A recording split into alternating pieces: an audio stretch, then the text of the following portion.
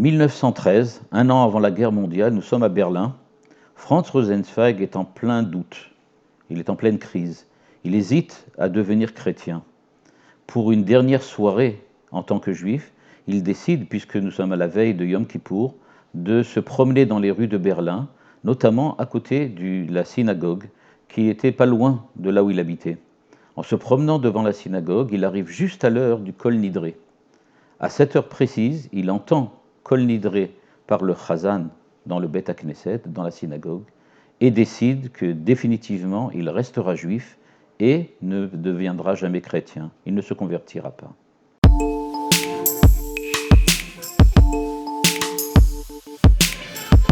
Ce qui est arrivé ce soir-là à Rosenzweig, ce n'était pas un hasard.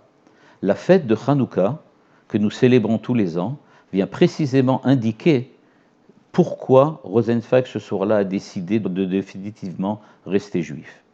En effet, la fête de Hanouka nous raconte que lors de la destruction du temple par les Grecs, il était resté une petite fiole d'huile pure que les enfants d'Israël ont redécouvert quand ils sont revenus et reconquis Jérusalem, et qu'ils ont ensuite essayé de réallumer le candélabre qui était dans le temple.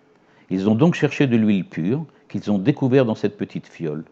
Chez Rosenzweig, la petite fiole était là.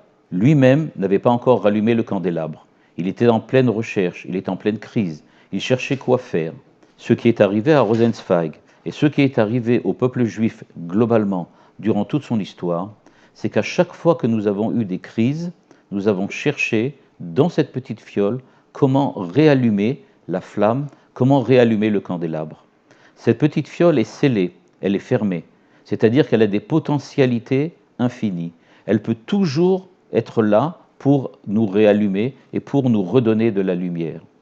Ce soir-là, Rosenzweig a réussi à la retrouver personnellement. Le peuple d'Israël l'a retrouvée à l'époque de Hanouka, à l'époque des Grecs. Quand les Bnei Israël et les enfants d'Israël se sont retrouvés face à des décisions qu'ils devaient prendre, ils ont décidé qu'ils n'avaient plus le choix et qu'ils devaient lutter pour réallumer la flamme qui était présente en eux. Nous avons donc la possibilité, chacun pour nous, chacun pour soi, chacun pour son entourage, d'être une petite fiole. Nous pouvons déjà avoir confiance en nous.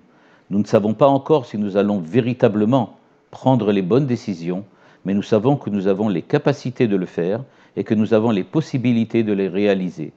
Il suffit juste de rechercher cette petite fiole et de savoir que quand on la trouve, il faut juste l'ouvrir et la réallumer.